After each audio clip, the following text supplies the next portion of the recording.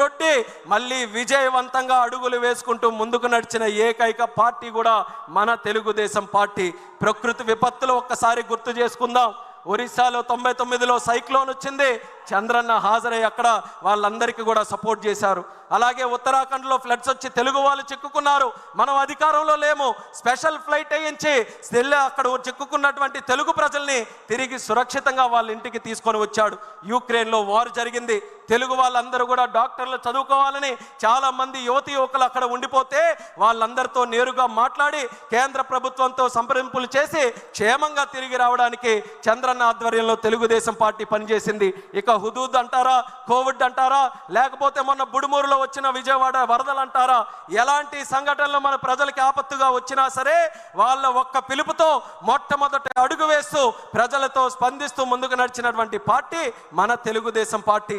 అలాగే రాజకీయ సంక్షోభాలు 1985లో ఎన్టీఆర్ గారిని దెబ్బ కొట్టాలని, అలాగే 2004లో మనం ఓడిపోయిన తర్వాత అప్పుడు దెబ్బ కొట్టాలని, 2009లో డీలిమిటేషన్ అయితే అప్పుడు దెబ్బ కొట్టాలని, 2014లో బైఫర్కేషన్ జరిగితే అప్పుడు దెబ్బ కొట్టాలని, ఈరోజు రాజకీయంగా కూడా ఎన్నో సంక్షోభాలు తెలుగుదేశం పార్టీ ముందు గోడల్లాగా కట్టినా గోడల్ని సైతం కూల్చుకుంటూ ముందుకు వెళ్ళినటువంటి సైన్యం బలగం మన తెలుగుదేశం పార్టీ దగ్గర ఉందనేది కూడా తెలియజేస్తున్నాను. అలా ఏ సంక్షోభాలైనా సరే ఆ సంక్షోభాల నుంచి అవకాశాలు ఎలా వస్తాయి, క్రైసిస్ నుంచి ఆపర్చునిటీ ఎలా వస్తుంది అనేది చంద్రబాబు నాయుడు గారి నాయకత్వంలో మన అందరం కూడా ముందుకు నడిచాం. అయితే ఈ అన్ని సంక్షోభాలు ఒక ఎత్తు, కానీ 2019లో వచ్చినటువంటి సంక్షోభం మరొక ఎత్తు అనేది కూడా గుర్తు చేసుకోవాలి. 23 మంది ఎమ్మెల్యేలు, 3 ఎంపీలు, ఆ స్థాయిలో ఓటమి మనం ఎప్పుడు కూడా పాలవ్వలేదు. అయినా చాలామంది రాసేశారు ఇంకా తెలుగుదేశం పార్టీ పని అయిపోయిందని. అటువంటిది ఆ తెలుగుదేశం పార్టీలో 5 సంవత్సరాలు చిత్రహింసలు పెట్టినా, జైలు చుట్టూ తిప్పించినా, కోర్టుల చుట్టూ కేసులు పెట్టించినా, ఆర్థికంగా ఇబ్బంది పెట్టినా, మానసికంగా వేధించినా, వీరత్వంతో పోరాడినటువంటి వ్యక్తిత్వం మన తెలుగుదేశం పార్టీకే సొంతం అనేది కూడా ఈ సందర్భంగా తెలియజేస్తున్నాను. గత 5 సంవత్సరాల పరిపాలన ఎలా జరిగిందో ఒక్కసారి గుర్తు చేసుకుందాం. ఆ రోజు ప్రజా వేదిక కోల్చడంతో మొదలైనటువంటిది. అలాగే 3 రాజధానులని మాయ చేసి అందరికీ ముంచేశాడు. అలాగే ప్రశ్నిస్తే ప్రాణాల మీదకి తెచ్చుకునే పరిస్థితి ఆ రోజు ఏర్పాటు చేశాడు. చెట్లు కూడా నరికేశాడు. బాదుడితో ధరలు పూర్తిగా పెంచేశాడు. అలాగే దళితులు తాలూకా డెడ్ బాడీలు డోర్ డెలివరీ చేసేటటువంటి నీచాతి పరిస్థితి మన రాష్ట్రంలో తీసుకొని వచ్చాడు. బూతులతో అసెంబ్లీని భ్రష్టు పట్టించాడు. ఇక దోపిడీ విషయానికి వస్తే కేంద్ర నిధుల్లో దోపిడీ, గిరిజన నిధుల్లో దోపిడీ, ల్యాండ్లో దోపిడీ, శాండ్లో దోపిడీ, మైనింగ్లో దోపిడీ. ఎంత నీచ నికృష్ట ప్రభుత్వం కాకపోతే కల్తీ లిక్కర్ తయారు చేసి పేదవాళ్ళతో తాగించి వేల కుటుంబాలని పెద్ద దిక్కు లేకుండా చేసి వేల కోట్ల రూపాయలు దోచుకొని మళ్ళీ తిరిగి అదే లిక్కర్ మీద ఆ రోజు అప్పు కూడా సంపాదించుకోవాలన్నటువంటి అత్యంత దుర్మార్గుడు గతంలో ఉన్నటువంటి ముఖ్యమంత్రి అనేది కూడా ఈ సభాముఖంగా గుర్తు చేస్తున్నాను.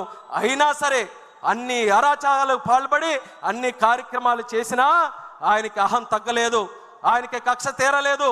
అందుకనే జరగరానిది కూడా చేశాడు.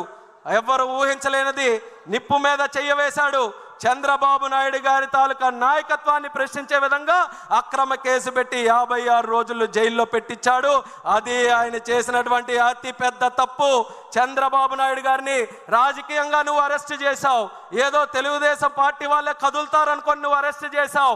కానీ చంద్రన్న మీద చెయ్యవేసిన తర్వాత 70 దేశాలలో లక్షల మంది కార్యకర్తలు తెలుగు జాతి అంతా కూడా కదలి వచ్చి ఆయన తెలుగుదేశం నాయకుడు కాదు, తెలుగు జాతికి నాయకుడని దేశానికి ప్రపంచానికే నిరూపించింది మన తెలుగు జాతి అనేది కూడా ఈ సభాముఖంగా తెలియజేసుకుంటున్నాను. ఆ దెబ్బతో మట్టి కరిచి మీ అందరి తాలూకా సహకారం, మీ అందరి పోరాటంతో 2024 ఎన్నికల్లో ఊహకు అందని విధంగా 94% స్ట్రైక్ రేటుతో ఒకే ఒక్క ప్రభుత్వం ఈ దేశంలో గెలిచింది. అది మన కూటమి ప్రభుత్వం. దానికి కార్యకర్తలకి, పైనున్నటువంటి నాయకులకి అందరికీ కూడా ఎన్నో కేసులు పెట్టుకొని కుటుంబాలను పోగొట్టుకొని ఎన్నో త్యాగాలు చేసినటువంటి ప్రతి ఒక్కరికి కూడా ఈ మహానాడు వేదిక ద్వారా అందరికీ పాదాభివందనం తెలుగుదేశం పార్టీ కుటుంబ సభ్యులందరికీ కూడా తెలియజేసుకుంటున్నాం. అయితే మనం అనుకున్నటువంటి లక్ష్యం సాధించాం, ప్రభుత్వం ఏర్పాటు చేశాం. కానీ ఇంతటితో ఆగిపోయే ప్రయాణం కాదు తెలుగుదేశం పార్టీది. 43 సంవత్సరాల చరిత్ర అంటున్నాం, అంతటితో సాటిస్ఫై అవ్వలేదు. 40 సంవత్సరాలు మరొక చరిత్రకు మనం నాంది పలకాలి. అది మన యువ నాయకుడు నారా లోకేష్ అన్న గారి తాలూకా ఆలోచన. ఆయన ఆధ్వర్యంలో 6 శాసనాలు ఈ మహానాడు ద్వారా మనకు పరిచయం చేశారు. యువశక్తికి మళ్ళీ పిలుపునిస్తున్నా. ఆ రోజు యువశక్తి అంతా భయంతో జగన్ పరిపాలనలో ఉంటే ఆ రోజు ఎవరు కూడా మాట్లాడడానికి ఎవరు కూడా ముందుకు రాని సమయంలో ఒక యువకుడు బాధ్యత తీసుకున్నాడు. రాష్ట్రం కోసం, మన జాతి కోసం, మన యువత కోసం వాళ్ళ గలం ముందుకు రాపోయినా ముందు నా గలాన్ని తోడు చేస్తానని యువగలంతో అడుగులు వేసుకుంటూ కర్రలు పెట్టినా, గోడలు నిర్మించినా, కుర్చీలు నాగినా, వేదికలు కూర్చినా మడం తిప్పనటువంటి పౌరుషంతో యువగలం 3000 కిలోమీటర్లు దేశ రాజకీయ చరిత్రలో ఆ వయసులో యువ నాయకుడుగా ఏ ఒక్కరు కూడా చేయనటువంటి పాదయాత్ర మన లోకేష్ అన్న గారు చేసి యువతలో సరికొత్త స్ఫూర్తి నింపాడు. కొత్తగా యువకులకు అందరికీ కూడా రాజకీయాల్లో రావడానికి ఆసక్తి చూశారు. యువగలం చూస్తే తెలియనటువంటి ఒక స్ఫూర్తి, మేము కూడా రాజకీయాల్లోకి రావాలి, తప్పు మీద మేము ప్రశ్నించాలి అన్న లోకేష్ అన్న గారితో మేము కూడా నడవాలని ఆయనతో పాటు సంకల్పం జోడించి అన్నగారి యువగలం యాత్ర చరిత్ర తిరగ రాసే యాత్రగా యువకులందరూ కూడా ముందుకు వచ్చి నడిపించారు. అటువంటి నాయకుడు, యువ నాయకుడు ఈరోజు ప్రజలు నచ్చినటువంటి నాయకుడిగా ఎదిగాడు. ప్రధాని మెచ్చినటువంటి నాయకుడిగా ఎదిగ మన నారా లోకేష్ గారు ఆయన దగ్గర పనిచేయడం నాకు ఎంతో గర్వంగా ఉందనేది కూడా తెలియజేస్తున్నాను. మరొక విషయం కూడా చెప్పాలనంటే, మంగళగిరిలో ఓడిపోతే అందరూ కూడా ఇంకెక్కడ ఎందుకండి వేరే దగ్గరికి వెళ్ళాలనంటే, అలాంటి నాయకుడు, అలాంటి కుటుంబం, అలాంటి పార్టీ నాది కాదు. ఎక్కడ ఓడిపోయానో అక్కడే వడ్డీతో సహా ఓట్లు వేయించి గెలిపిస్తానని 91,413 ఓట్లతో అజారిటీ సాధించి గెలిచినటువంటి యువ నాయకుడు మన లోకేష్ అన్న గారని ఈ సందర్భంగా తెలియజేస్తూ, ఆయన యువగలంతో ఏ స్ఫూర్తినైతే అందించాడో పార్టీకి, కానీ ఆ స్ఫూర్తితో మన చంద్రబాబు నాయుడు గారు కూడా ఈ ఎంతోమంది 60 మందికి పైగా యువకుల్ని ఈరోజు ఎమ్మెల్యేలుగా తయారు చేశారు. ఎంతో కాలం నుంచి చూస్తున్న యువకులు ఎప్పుడు వస్తారని లోకేష్ అన్న గారి తాలూకు అడుగులతో పార్టీలో కూడా ఈరోజు యువత పెద్ద ఎత్తున, దేశంలో పార్లమెంటులో తెలుగుదేశం పార్టీ 16 మంది ఎంపీలు, అన్నిటికంటే చిన్న వయసులో ఉన్నటువంటి party, youngest party in parliament మన తెలుగుదేశం పార్టీ అని కూడా తెలియజేస్తున్నాను. పెద్ద పెద్ద పార్టీలు ఆలోచిస్తున్నాయి యువతను ఎలా తీసుకొని రావాలని. వాళ్ళకి ఆదర్శంగా తెలుగుదేశం పార్టీ ఈరోజు తీసుకొని వచ్చింది. అలాగే youngest cabinet minister in India కూడా మన తెలుగుదేశం పార్టీయే. ఆ ఘనత చంద్రబాబు నాయుడు గారి ఆశీర్వాదంతో ఈరోజు చిన్న వయసులో ఉన్నటువంటి నాకు వచ్చినందుకు ఆయనకి హృదయపూర్వకమైనటువంటి ధన్యవాదాలు తెలియజేస్తున్నాను. 12 సంవత్సరాల క్రితం 2013లో హైదరాబాద్లో మహానాడు జరిగితే తెలిసి తెలియని వయసులో ఇదే వేదిక మీద మాట్లాడి చంద్రబాబు నాయుడు గారి తాలూకు ఆశీస్సులు పొందితే 12 సంవత్సరాల తర్వాత ఒక యువకుడిగా కేంద్ర మంత్రి చేశాడనంటే ఆ ఆలోచన చంద్రబాబు నాయుడు గారిది అనేది మళ్ళీ తెలియజేసుకుంటూ, ఇది కేవలం మంత్రుల వరకు, ఎమ్మెల్యేల వరకు మిగిలిపోకూడదు. కార్యకర్తల స్థాయి నుంచి, ప్రజల స్థాయి నుంచి యువత ముందుకు రావాలి. అందుకనే అన్న ఇచ్చినటువంటి 6 శాసనాలు ఏవైతే ఉన్నాయో ఈ రాజకీయ తీర్మానంగా ప్రస్తావిస్తున్నాం మీ అందరికీ కూడా. ఆ 6 తీర్మానాలు మనకు 6 ఆయుధాలు. ఆ 6 ఆయుధాలు మనకి దిక్సూచి.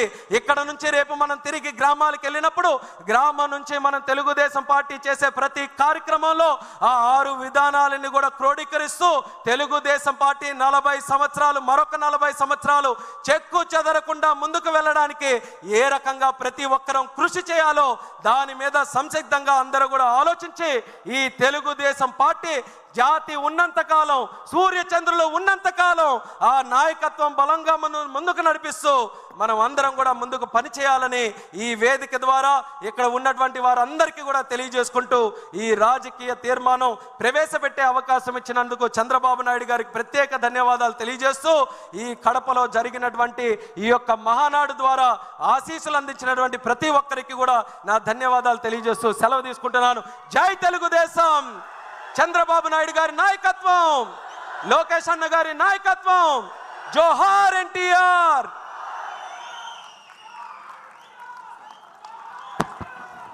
తన అద్భుతమైనటువంటి ప్రసంగంతో మనలందరినీ ఆకట్టుకున్నటువంటి యువమిత్రుడికి ధన్యవాదాలు తెలియజేసుకుంటూ, ఇదే తీర్మానం